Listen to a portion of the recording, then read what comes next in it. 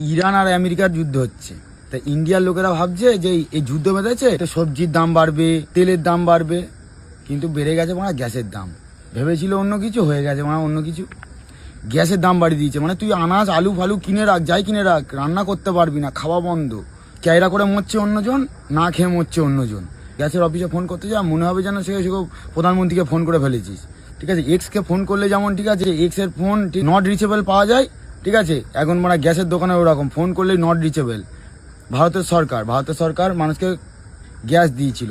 এবার সরকারের উচিত কি, ঘরে ঘরে ঘুঁটে কাঠ আর উনুন দেওয়া উচিত, না তো লোক না খেতে পেয়ে মরে যাবে। যাদের ঘরে উনুন আছে, যাদের ঘরে ঠিক আছে কাঠ আছে, ঘুঁটে আছে, তারা দিব্যি রান্না করে খাচ্ছে। তারা ভাবছে যে যাদের ঘরে গ্যাস আছে তারা না খেতে পেয়ে মরুক।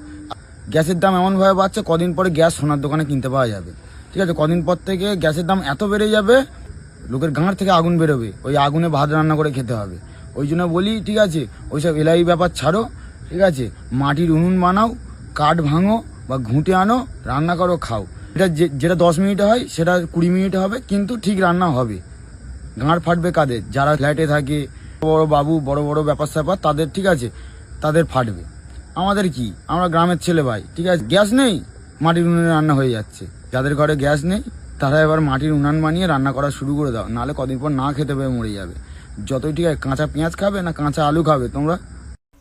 এই কথাটা বলেছে, একদম বাস্তব কথা বলেছে।